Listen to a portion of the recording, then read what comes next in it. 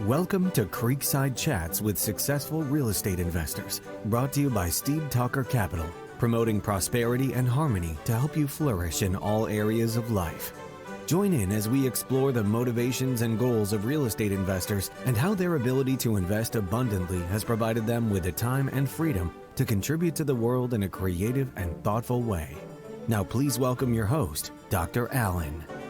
Welcome to Creekside Chats with Successful Multifamily Real Estate Investors. I'm your host, Dr. Allen. Today's guest spent 10 years in the electronics manufacturing industry before transitioning to real estate investing and property management in 2007. He has extensive management experience in many facets of real estate, including retail, office, multifamily, HOA, and especially mobile home parks, including nationwide consulting and turnaround projects. He was a licensed real estate broker for over a decade and owns and operates a portfolio of residential rental properties outside of his interest in outdoor capital. Welcome to the show today, Ryan Murdock.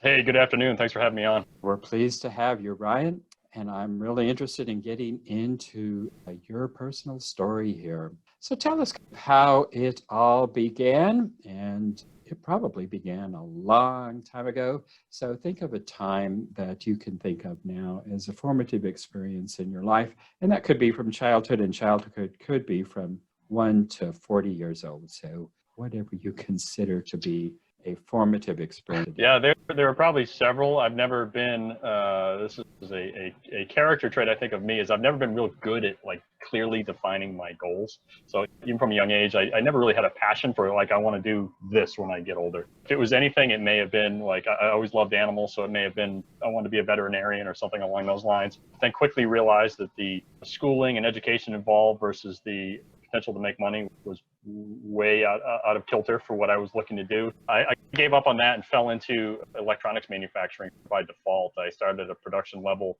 position and worked my way up through the ranks in that company to a pretty good position where I was doing a lot of traveling, and I had quite a bit of responsibility and was making pretty good money. After 10 or so years of doing that, I came to the realization that I didn't see myself doing that for the rest of my career. I think at the 10-year point, I was just about 30 years old and really just didn't see myself, as much as I liked that job and liked the people I work with, just essentially punching a clock and doing that for another 30 plus years. I just didn't think that I had what it took, or just it wasn't at all appealing to continue that. So I felt I needed to look for something else that would give me a little more freedom and independence. And at the time, I didn't know or really care what it was. I just knew I needed to look for something different. And what I ended up finding was real estate investing, and thought that at the time that was going to be the quickest route. And I say quickest it's a relative term, because I don't think anything in this business is there's no overnight success or there's no get rich quick, but it seemed like a reliable way to put one foot in front of the other and reach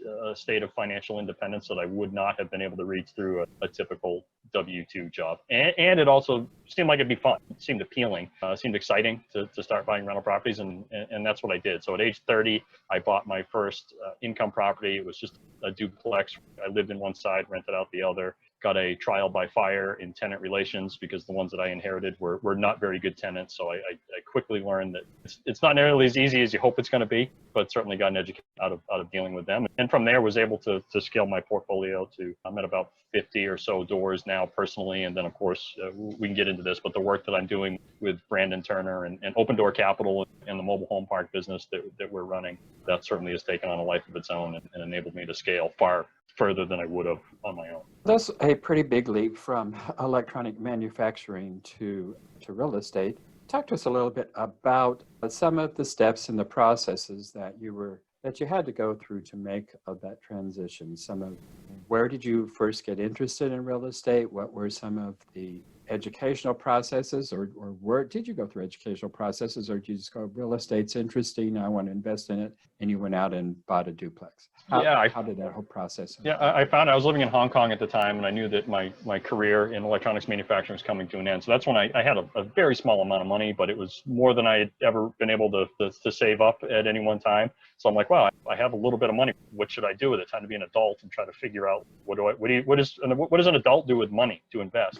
And started poking around online and kept coming across real estate investing. You know, I toyed with stocks and some other things, and none of it really appealed to me. And if it doesn't appeal to me, then I'm not real interested to learn more about it. That kind of goes hand in hand with me. Real estate investing, like I mentioned, sounded exciting. So I started ordering at that time. This is 2007. So the information available online was nothing like it is today. Today, fast forward 13 years, there's so many more podcasts and free online resources and websites. And there was some of that in 2007, but it wasn't nearly as plentiful or as accessible as it is today. So I went the old-fashioned route and ordered some books, some like paper books, and had them shipped to me and read those. And that's really how I got my start as far as information. But I didn't know anything about anything to do with real estate investing. I didn't know how to buy a property. I didn't know how to manage a property. I didn't know how to fix anything. I didn't know how to deal with tenants. I didn't know how to review or let alone create a lease. I didn't know any of that stuff. So it was all just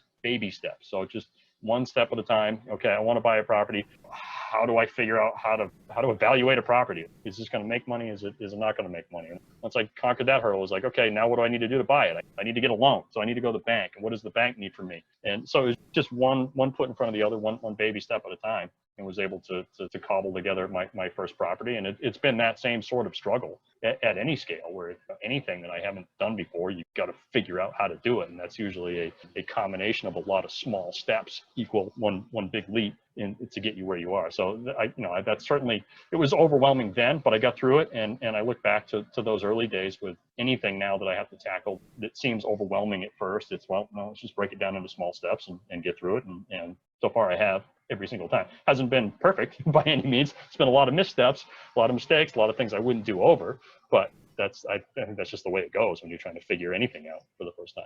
So was this duplex the absolute first real estate property that you had ever purchased? Or it was the first one I bought with my real estate investor hat on. I had purchased a single family home years before that, really before I even started thinking about real estate as an investment or some sort of vehicle for financial freedom. At that point, it was just a place to live. And it was like, okay, that's what I'm supposed to do.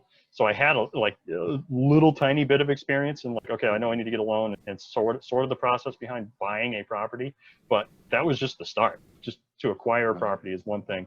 To actually own it, operate it, and deal with the tenants and everything else that goes along with it, it's a whole different story that I had never dealt with any of that before. Of course, that's most people's total lifetime experience is purchasing a home for their own use. Yes. Very rarely do people step out and actually purchase a real estate property for investment purposes. But you did that intentionally. Some people actually do house hacking unintentionally. They end up with a duplex and they go, wow, this is neat having somebody else pay my mortgage.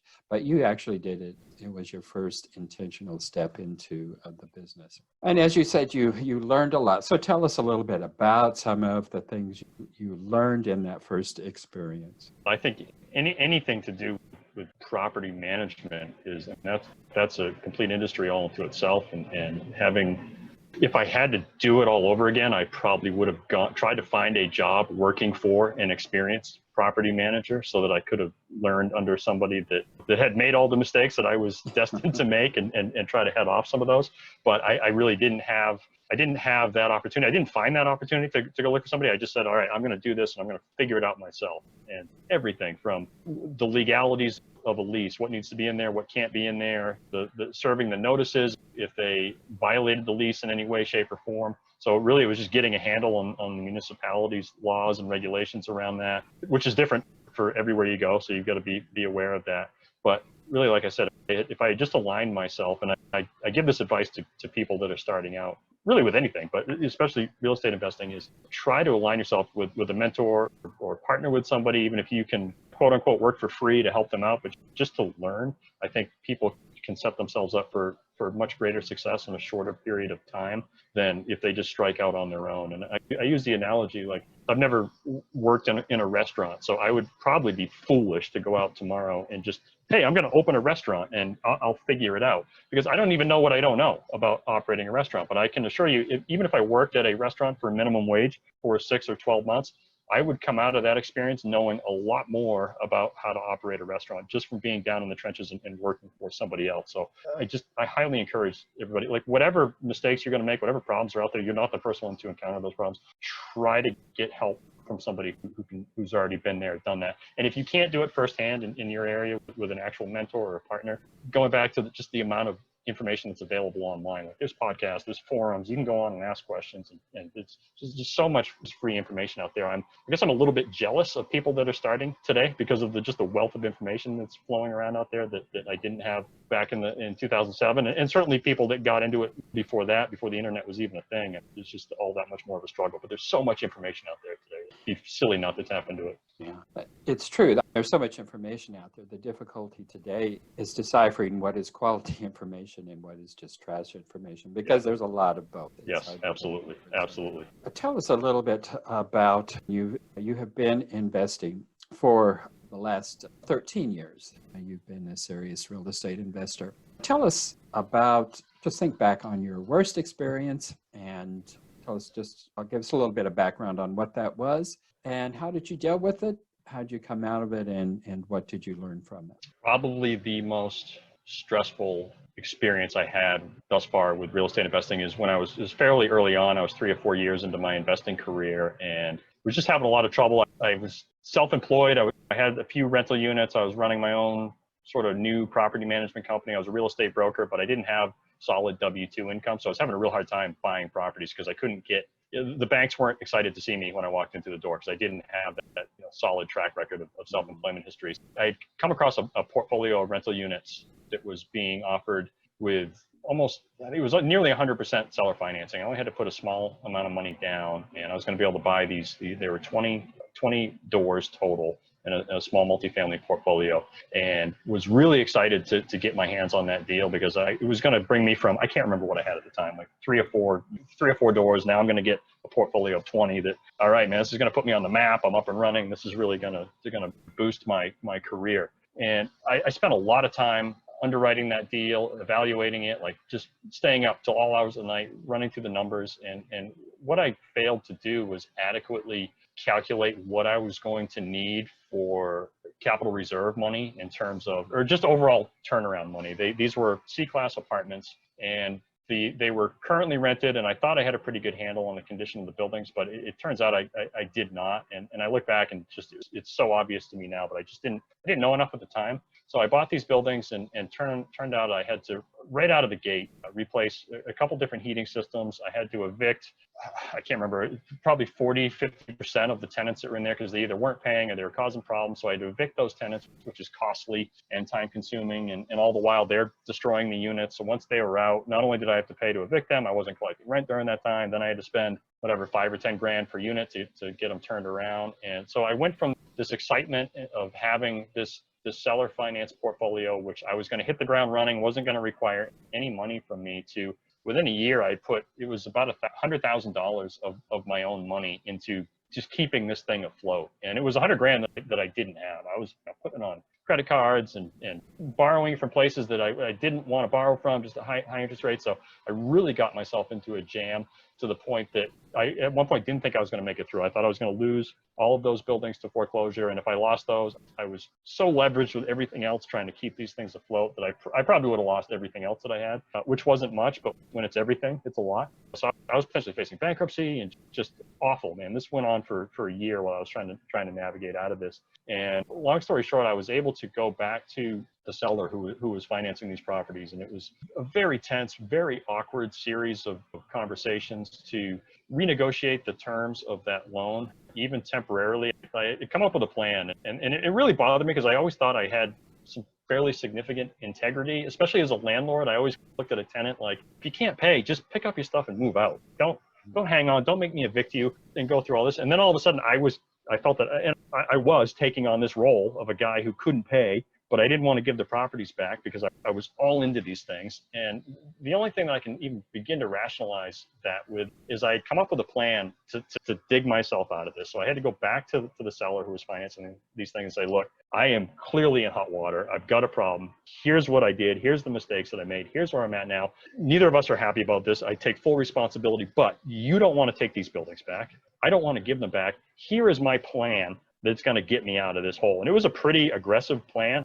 This was not an easy presentation for me to give, where he had to defer payments for, I forget now exactly what it was, but I think it was nearly a year of no payments, and then some interest only stuff. And then he I really put him in a bad spot. He was just in a bad spot. If I were him, I don't know that I would have agreed to this. He did, just because he really didn't like the alternative, which was taking the buildings back. No, he didn't want it back, but it was really, what it came down to is I didn't do what I originally said I was going to do, which really just didn't sit well with me at all. I really struggled with that and stressed with that, but I got through it. So he agreed to the plan, and I implemented the changes I was going to make. And as part of that, every month I was giving him full financial reports. He had open access to my books and what was going on with those properties, so that he could make sure that at least that I was paying the bills. He had obvious concerns that, that I wasn't paying the property taxes. So make sure that all that stuff was paid. So in the event that he really did end up taking it back, he just wanted to make sure I was, at least at this point now, following through with the new revised plan. So I got through it, ended up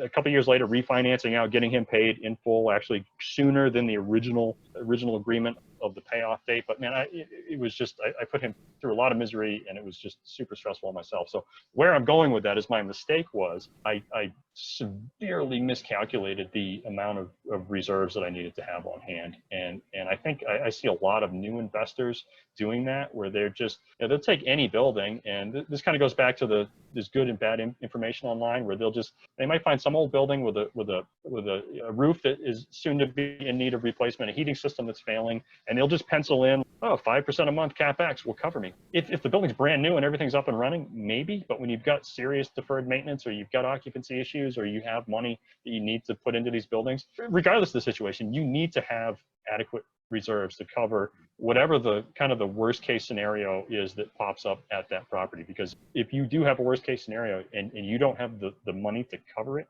you can be out of business. And the bigger the real estate transaction, the bigger that risk is. If you have a single family home rental or a duplex, and the furnace dies in the middle of winter, like, you have to replace that today. That can't wait till next week or next month. That has to happen today. And if the price tag on that is 10 grand, most people can scratch, claw, bite, beg, and get $10,000. Not everybody can, but you could probably get it if you had to. But if it's a 20 unit building, or it's a problem that costs you 100 grand, because it's a bigger deal, like, you're going to have a lot tougher time under any circumstances finding $100,000. So make sure that whatever you're getting into, especially as a newbie, if you don't have the experience and you don't have the reserves, you've got to be able to cover that worst case scenario. And if it's just out of if you have a day job and you can absorb that $10,000 hit out of your normal W-2 income, great, you're at less of a risk. But if you don't have that W-2 job, or you're buying a deal that requires potentially bigger CapEx reserves, you got to have those reserves somewhere. You got to have them. I appreciate you sharing that, because what we see, I think we see a lot of times in this industry, is there's a lot of promotion of, if the best thing you can do is get owner financing. And if you can find an owner finance deal, take it. And I think what you just illustrated there is that that's not necessarily a good deal, just because the owner is going to owner finance that. And I think that the owner was probably partly responsible, or a lot responsible, for what came out of that, because the owner should have realized that was going to take some capital to keep that going. And he didn't take that into account when he offered that owner financing, and he didn't take into account that you were really essentially an inexperienced investor there. And I think that's just human nature. We can be overly optimistic in situations where we should actually be a whole lot more critical, and do a whole lot more critical analysis and critical thinking than what we often do, because we look at all the potential here. Oh my gosh, this is just, what a deal this is. And like you were saying, it was like you were going from 3 or 4 units, and now you're offered 20, and I'm going to make it. I'm going to make it big. You eventually did, but yeah, and I'm sure it wasn't surprising, especially looking back from his perspective. I'm guessing it wasn't surprising that I didn't make it, but I want to make a point that I don't hold him responsible. Like, ultimately, that was on me to make sure that I was able to float those, and I told him that I was. So I don't know that I would expect him to do a ton of due diligence. Now, if I'm ever going to sell or finance anything, I'm going to do a lot more due diligence on the buyer to try to avoid that sort of thing. But I tossed that around in my head a few times, but ultimately that mistake was mine, and I own it. Like, I can't push anything back on him for that at all. Well, it never benefits us to blame others. However, from my perspective, he should have taken a little bit more responsibility. Yeah, I certainly appreciate the observation, because I have tossed that around in my own head. But yeah, no, it's right. But what a great illustration of the importance of doing analysis and essentially taking the emotions out of it. And that's so hard to do. We can look at those deals and go, oh, wow, I'm so excited about this. And this is just so terrific. But when we're analyzing, we really need to strip the emotions out of there and look at the hard, cold figures. It's hard to do, though. Very hard. Thank you so much for sharing about that. Sure So thing. since you've shared the worst experience, share with us your best experience in the last 13 years. There's certainly been a lot of wins. There's nothing that I like more than buying an old beat up foreclosed property and having a plan and actually having it execute and work either as well or better than I thought. And I've done that several times since. You bought a property and for cash and fixed it up and either rented it and refinanced it or sold it for a profit. I love doing that on any scale. I love going to yard sales and finding antiques and cleaning them up and putting them on eBay and selling for a profit. So any of that sort of find an old crappy thing, fix it up, make it nice and sell it for a profit, I find that as a huge win. But I think overall, probably no doubt the biggest acceleration of my career was partnering with Brandon Turner on the mobile home park business and then just packing up and moving out to Maui 2 years ago to really focus on that. I went from, at that time, just a very hands-on real estate investor. So everything that I had bought was something that I had set foot in and I looked at and touched and could feel and oversaw all the renovations and the property management, even if I wasn't doing it directly, although most times I was. But I did get to the point where I hired local third-party management, but I could still drive by the buildings every day and felt good that they were there and knew about them. To fast forward to moving out to Maui, and now I'm at a point where I'm buying collectively as a group, Open Door Capital, we're buying properties that maybe I've never even set foot in, multi-million-dollar deals with properties that I haven't personally been in, which is different than anything that I had ever dealt with. And I needed to learn to get used to that. And what has made that a fairly easy transition is our team. So maybe I haven't been personally to the properties, but somebody from our team that I trust and that I work well with and that does a great job has been there. So the acceptance on my part of, like, I don't personally have to do every single thing in the business. There are people that do things as well, and a lot of times on my team much better than I do. So to learn to, okay, I can step back and let them do it, and I can focus on the things I'm good at. That's really been, I was very excited to get involved with Open Door Capital and move to Maui, but now looking back over the 2 years and just how my mindset has changed and how much more I've been able to scale from a business sense and just a personal standpoint has been enormous. So that overall transition, hands down, has been the best thing that's happened in my real estate career. Well, we're coming to the end of our time here, but I just have one last question. How did you and your partner, how did your paths cross? How did you come together to form the partnership? Brandon was looking for a mobile home park. This was 3 years ago. He had a 1031 exchange coming up and decided he wanted to put his money into a mobile home park. And he put a kind of a shout out on his podcast that he was looking for a park that met certain criteria. He wanted 50 lots and public water, public sewer. And I happened to find a deal local to me at the time that met that criteria. So I was thinking, there's no way that Brandon Turner's going to want to buy a mobile home park in my backyard, but like, I got to shoot my shot, man. I got to at least send this to him and see what happens. And lo and behold, not only did he like it, but he came out, spent a couple of days doing due diligence, and we closed on that park. So like that started the relationship, which now has grown into this monster that it is today in regards of the volume we're doing at Open Door Capital. But I take that back, and I always push to new investors and existing investors, like you have to stay engaged. I could have not sent that and just been like, oh yeah, this is just a stupid idea. That's not going to work. But I did it, and it wasn't anything intelligent or extravagant or any. I just was like, okay, I'm gonna at least send this and see where it goes. And that's the biggest thing that has helped me get to the point where I am today, and what I push on others is stay engaged. So go to meetups, be vocal, put yourself around people that are doing what it is that you want to do and are at a place that you want to be. And don't be annoying and just trying to suck information out of them and not give anything back. But make sure people know who you are. Be engaged on the forums, go on social media. There's real estate investing groups or whatever it is that you're into. There's groups. Go out, stay engaged, make sure people know who you are. Sounds like some excellent advice there. Brian, it's just been a pleasure visiting with you today, and I appreciate your courage and sharing your worst experience and taking us through that whole process. It was really informative and inspiring. So Thank you so much, Ryan, for being on the show today. All right. Again, I appreciate you having me. Thanks so much. Thank you for joining us on Creekside Chats with Successful Real Estate Investors, brought to you by Steed Talker Capital. For more information, as well as access to our free ebook on enhancing your well-being through real estate investing, be sure to connect with us at steedtalker.com. As part of our efforts to make the world a better place, Steed Talker Capital contributes to activities and organizations committed to better understand the equine and enhance the humane treatment of horses worldwide. Steed Talker Capital, working for a world where all creatures, great and small, flourish abundantly. Connect with us at steedtalker.com.